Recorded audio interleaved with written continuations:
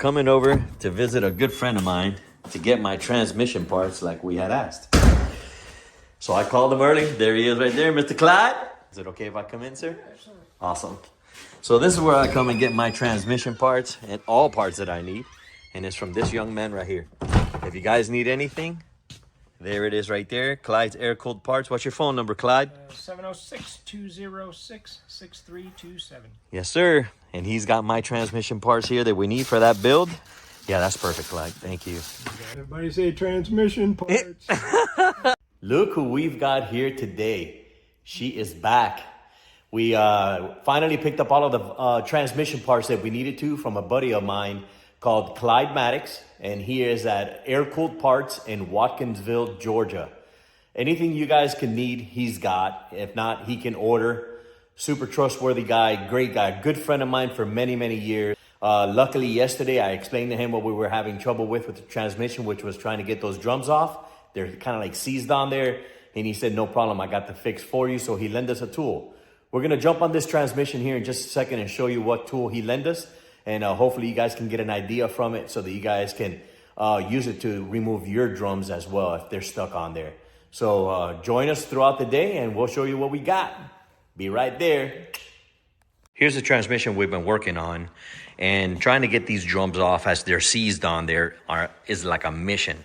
So he lent me this tool that he made, just so you can see, with angle brackets and a flat plate that he's made specifically for transmissions, trying to remove drums and set things up. So all I do is just go ahead and get the striking tool, just like this, put it on here, and with a hammer, we hit it here. And believe it or not, look, we just whacked it one time just prior to the video and it's already loose. This thing works incredible. He put 2 longer lug nut bolts on there just so that it reaches inside full on the threads to make sure it's secure on there. And it was absolutely nothing. Look at that. That is insane. So we're going to set it up on the other part and we're going to pull these drums off with a drum puller. This is just to give you an idea of how dirty this side is. We haven't even touched it. And look at the buildup of grime, dirt, grease that is on there. So we put a towel, a little bag just to catch the debris. So we have the tool on the side there. We're gonna go ahead and let her finish that. We'll remove all of those lug nuts there, grab the longer ones that come with that tool, put that on there, secure it nice and tight so that when we strike it, everything is sturdy and stable. And hopefully that'll break off pretty easy. So here we go. Remember to remove the carter pin out of the castle nut in the spline so that you can get it off. Put your tool on there and make sure you tighten it up so it's nice and stable. Get your striking socket right here. Put it on there. Make sure it's nice and secure. And this is like the first time. Oh, look at that. All right, awesome. Now guess what? Maybe the previous owner tried to take this off one time to get the bus to roll. And that's why they're so loose, but that's pretty much what it's for. I didn't expect it to be that easy because I saw so much grime on there. I didn't even expect that to come off like that. So look at all she removed, and you could see it from the initial video. This was completely covered up, so that's a surprise to me. So, all right, pretty cool. Let me go ahead and take all this off, and I'll take the drum puller here, and I'll show you here in just a second the drum puller that I used to get these seized drums off. This is the drum puller that I was about to use. I brought it over here and I said, let me just check the drum to see if this is coming off easy. And look, that is insane. Look, wow, that's crazy. I cannot believe that this came out looking like that. Look at that. There's still plenty of meat here for me to be able to lathe these after I clean them up. And new brakes, new springs and all that good stuff on the inside. And we should be good. I got new seals. So we'll be getting there. I'm going to go ahead and disassemble all of this, remove these backing plates, clean everything up, and we're going to continue the process. All right, we're on the passenger side. This is an axle nut removal tool, and it's actually got an opening here for a breaker bar. So make sure that you choose the correct axle nut removal tool for your transmission. This is an early bus transmission, so it's a small nut transmission. They have small nut and big nut transmissions. Make sure that you choose the right one that you need for your transmission when you go to do this type of work so that you can use it. And not only does it have striking areas, but it also has an area for breaker bar, 1/2 inch breaker bar to help you. So we're gonna see if this one comes off. No. All right.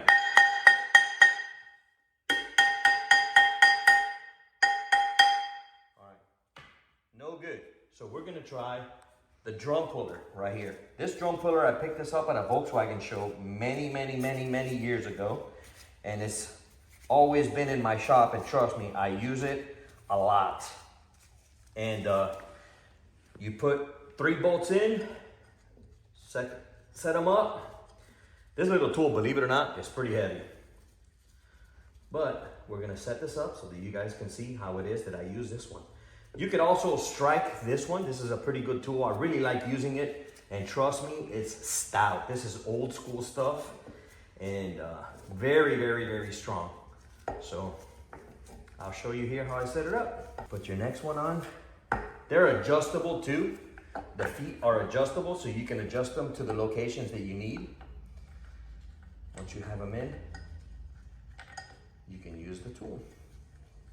All right, so we got 2 in already. That's great. Now, it's been a minute since we use it, so.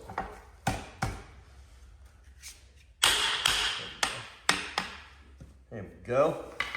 Show them who's boss, the universal tool. We do this, tying it up by hand as best we can, and just give it a shot and see if it'll start coming out. All right.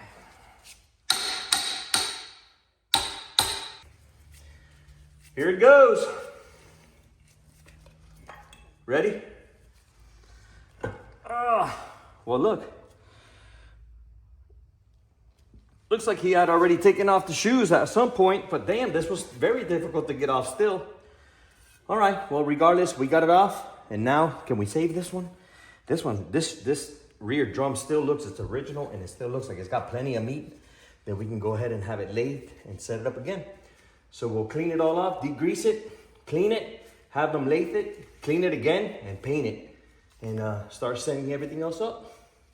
That's the inside, the interior condition. I can't even believe these backing plates are still non-rusted. I mean, 60-something buses that I get are usually, back plates are usually gone. But still in good condition. We'll be going ahead and putting on the new wheel cylinders down here and cleaning all this off, taking it all apart, degreasing everything, new seals, checking out the bearings to see what condition they are. And we're gonna have to have that lathed, taken to O'Reilly's so they can go ahead and clean that up for us. And then we can paint them, start painting the transmission up and getting it all set. But there it is. This head was pretty crazy. Look at this. It's still all there, but hopefully we can grab the necessary pieces that we need to make this happen. Take this one in too. So here we go. We are going to start taking apart this emergency brake cable. I cut it off on the back right here, and we do have a couple of sizes of nuts and bolts that we have to take off, and the majority of them are 13 and 14 millimeter.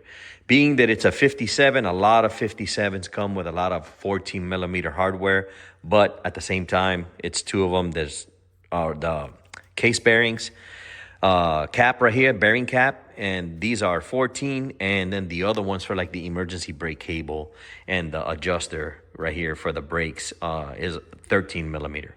So I'm gonna go ahead and hand the phone off to my daughter, and we're gonna go ahead and start taking this off. Just to show you, we're gonna start on the emergency brake cable removal.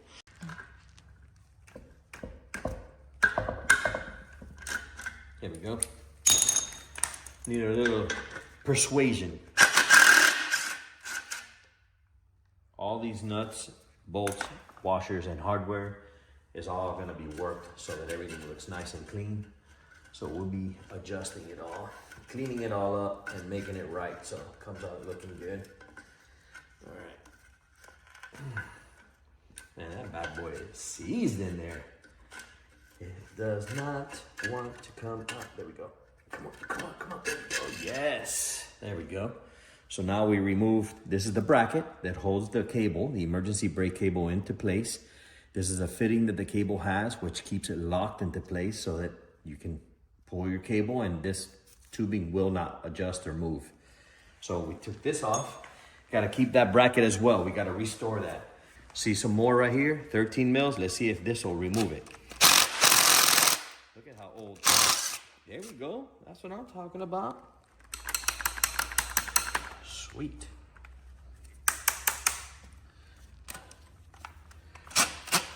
Oh, look at that. All right, so 2 are 13 and 1 is actually 14. So this is a 13 right here. Right there. All right, good. And then this guy is a 14. Where's my 14? Right here. So here we go. 14 mil, look at that. That's insane. 2 different ones on that, that's crazy.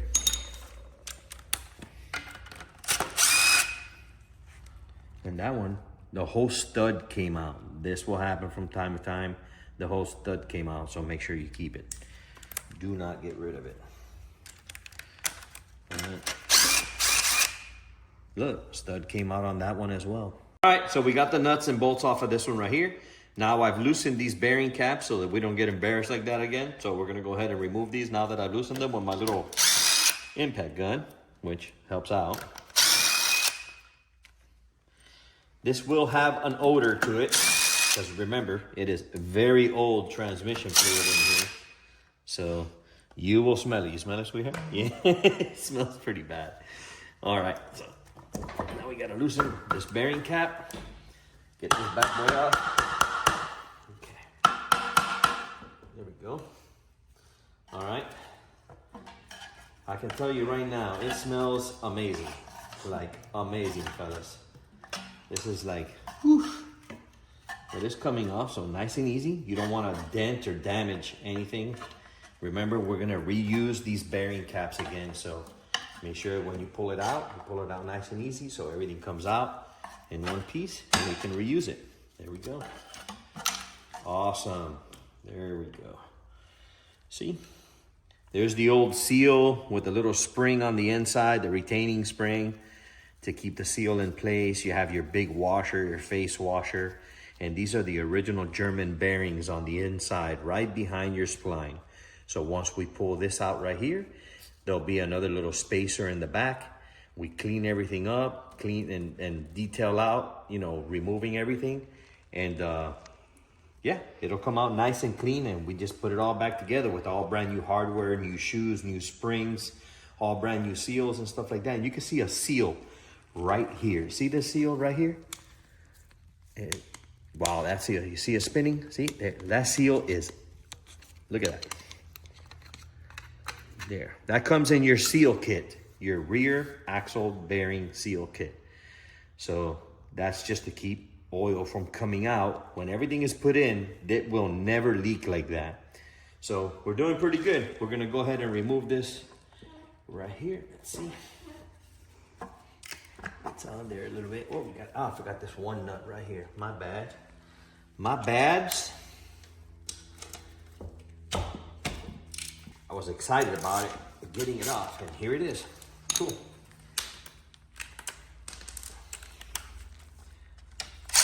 Make sure you keep all your hardware in one location so it's easy. This one will be the one holding the wheel cylinder, and as you can see, that's where it had broken from the bracket from the wheel cylinder, right there.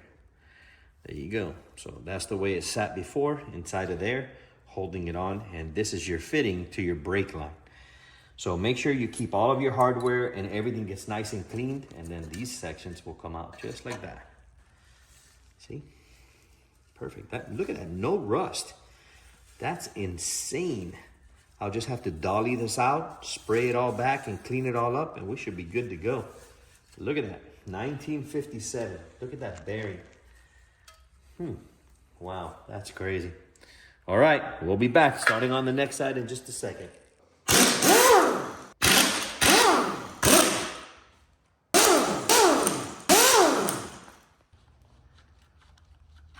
It stinks? Yes. Bad.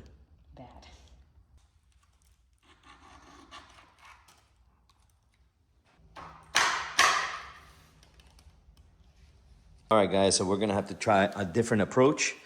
We've gone ahead and taken the bearing cap off, removed the backing plate with all of the hardware on there, and everything seemed to be okay until the bearing cap came off. And when we looked inside of it, we found that right there. All of those little metal chunks and pieces. So I went ahead and took off the drain plug right there. And when I did, I reached in there with this wire and more metal came out. So there's definitely something going on inside of here. I'm gonna have to remove this bearing, remove that casing half, which I did not wanna do, and go inside and take a look, because if it's no good, there's no need to just continue on this transmission as hard as we've worked on it so far. And it sucks, but it is what it is. So we'll give it a try here, crack this case, see if we can get that bearing out, and we'll show you a video of doing it. So we're trying to pull out that bearing from there. I went to O'Reilly's and picked up these two different style bearing pullers. They did not work.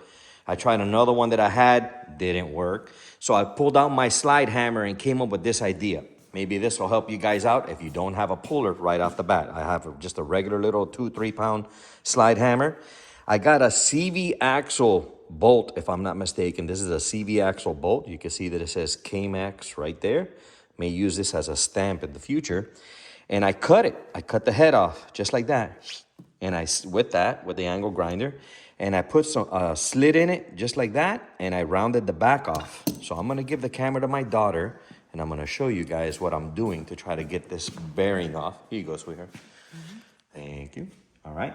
So I came on here, and as you can see the little slit right there, I went and put it right in there, just like that. I angled it up a little bit just to give it some pressure, and I slid it back. Look at that. I cannot believe that with this homemade little bolt that I did there, this is coming out like that. Look, that is awesome. So, I mean, look at that. Yes, baby. Yes. So this bearing was shot. I found some shards inside the bearing cap, and we're just gonna make sure that there's nothing in here. I'm gonna crack the case and see what's happening, because I did find some metal bits in there. I don't wanna risk it, so we're gonna go back with it and give it another shot. But just wanted to show you guys a little slide hammer, and you can go with it, man. Snap-on slide hammer with a bolt, and I got the bearing off. So give that a shot. If it works, awesome, man. Hopefully this is a tip that'll help you guys.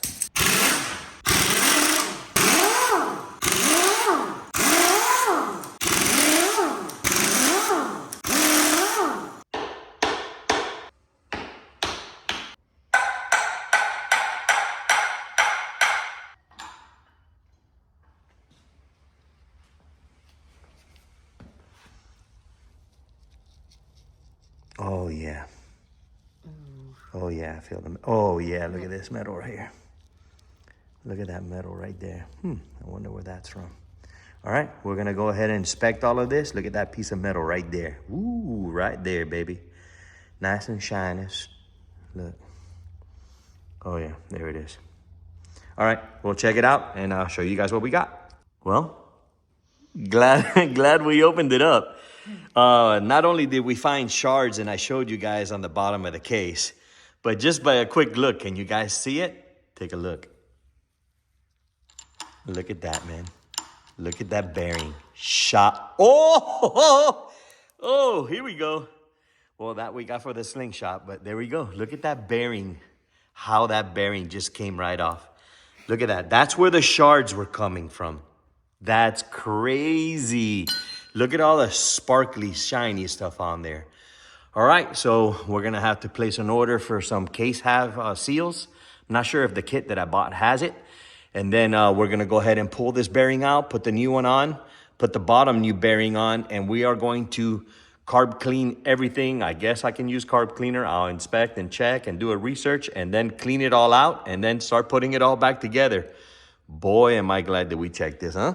That's crazy. All right, give us a minute. Instead of going back out on the road and looking for a bearing puller, another split bearing puller, I'm just gonna go ahead and weld these bolts onto the collar like that and weld it onto my slide hammer bolt that I use for welding and dent pulling, and try to do that. I don't wanna waste any more time. I wanna try to get this taken care of. That way I can pull this collar out, slide that top gear out and look for debris and metal debris inside of there, as well as on the one on the bottom, and try to spin this to see if I hear anything locking up or catching or any metal grinding. So we're gonna go ahead and try to weld this up, and I wanted to show you something else on my welder. So in order to weld, I am using, right here you go. I am using some 75% argon and 25% carbon dioxide, which is right here. Gas mixture, 75% argon, 25% carbon dioxide, and my wire thickness is 0.024. So I go up here, 0.024. The metal that I am welding is basically around the 3/16 to 1/4 inch. So I'm gonna start here. If I don't get a good weld, I'll step it up. So I gotta put my dials at 6 and 100 to weld 3/16 of an inch thick metal. So then I come over here, set my dial to 100, and my lower one's supposed to be at 6 or 10 for the 1/4 inch, but I'm putting it at 8 just to give it a shot and test it. Let's see what happens, and we'll go from there. So we're about to start welding. Let me set up and we'll start the video again. All right, guys, so the reason why I put this here is so that I can keep any of the splatter and metal and wire to go into the gearing that's in the back or anything like that, just in case it's good. I kept it there as a cover. I've gone ahead and grounded out my collar that I'm going to be welding this bolt onto here like that, and I have that one set up there. I got my speed and my gauge and everything set up on the welder, and I'm gonna go ahead and weld that up here. Then I'll go ahead and move this over and go ahead and weld the other side, and we'll do it in steps. So here's the first one. I'm gonna go ahead and weld this on right quick and see what we can do here.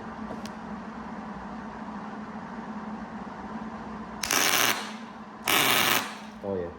Oh wow. Yeah. That's very strong.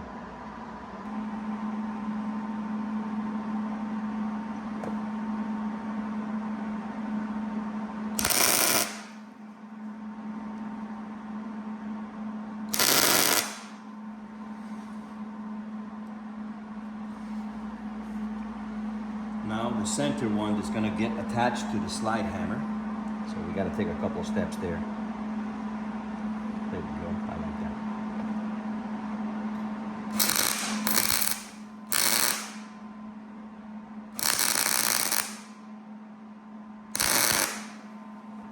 All right. Let's see what happens. Hopefully this is hot enough that it'll make it just slide out.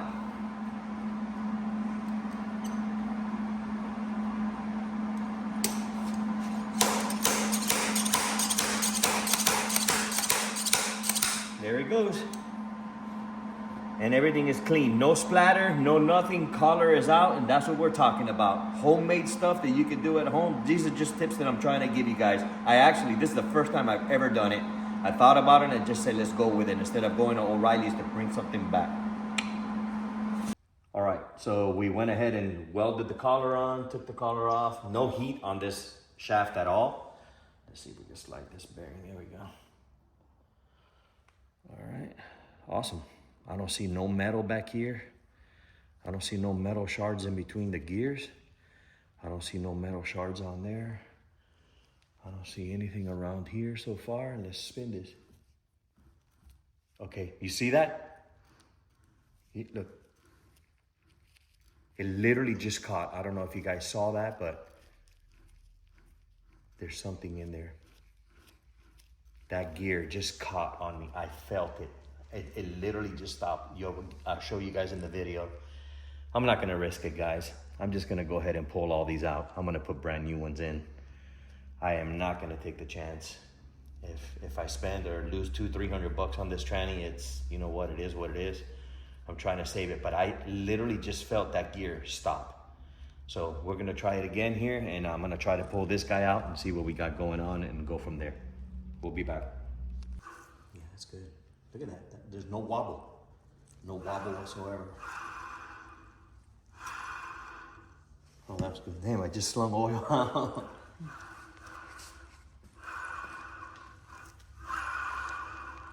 Nothing. Yeah, that little piece is all it was, and that's it. It's gone. There it is right there. There it is right there. There it is right there. Nice. Yeah, that's it. It washed out. Nothing. Ooh, gotta get this off. No bueno. Oil. Shh.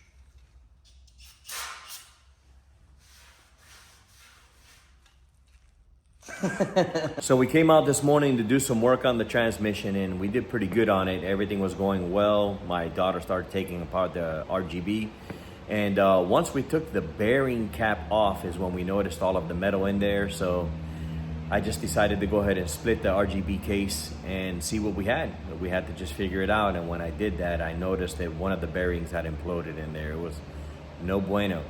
So we went ahead and took that apart. And once we started digging a little bit deeper and got that one collar that I showed you guys in the welding tutorial that I did there about that, just to give you guys a tip on how to take it apart if you don't have a bearing puller, we noticed that the lower bearing was also catching. So there's scrap metal inside the bearings. So I'm gonna have to rebuild this entire RGB on this side, and even considering doing them both, to make sure that they're both equal and clean and new bearings, and hopefully that'll take care of it, and keeping my fingers crossed on the split case tranny itself. I have an idea and wanted to see what you guys thought of it and see if you guys weighed in on it and help me out. That way you can leave it in the comments. I have a big nut transmission that I pulled out of a 63 bus that I had that ran perfect. I mean, it went through all gears, no popping out or nothing. So that's where I'm at. I'm debating whether I should just fix this or just slap that other one in that I know works and continue with that. But I'll show you what I'm looking at here so you guys can see what's going on. So there's the lower gear, and check this out. Look, see, look. Oh, there. See how it's sticking? So there it is. See that? There's debris in there, and you can feel it. It's become even rougher since I cleaned it out and sprayed it. It like literally sticks, and I hate it because the bearing feels good, but it's sticking, guys, and I just don't want to risk taking that out on the road and with the family and messing up. Look, you can see how it'll stick. But anyway, I'm gonna go ahead and replace this. I'm gonna replace the bearing behind this one, but this is the small nut, and it doesn't have that plate in the back like the later models do that I'm able to pop off, remove the nut and take the clip out and take it out. So I'm gonna have to do some research. This is the first time I've ever done a small nut reduction box gear or reduction gearbox, and I just want to make sure that when I take it out on the road, it's just not gonna pop off on me like that. I know that it's sticking. I don't want to take the chance. So if you guys can, give me an idea. If you guys have any tips on how to remove this kind right here, obviously it's going to be some sort of a puller. I've never done it before. Or if you guys think I should go ahead and use the 63 big nut tranny. It's out there. I know all I got to do is bring it in, do the same thing, clean it up, spruce it up a little bit, refresh it, and throw it in, and it'll work. And I still want to use that 36 horsepower motor. So give me an idea. Let me know what you guys think, and we can make this happen. So another learning curve for me. So as positive we want to be on this and make it happen, these things happen. So let's go with it and make it happen. Give me an idea, drop it in the comments, and let me know. Thanks again. We'll see you in the next video.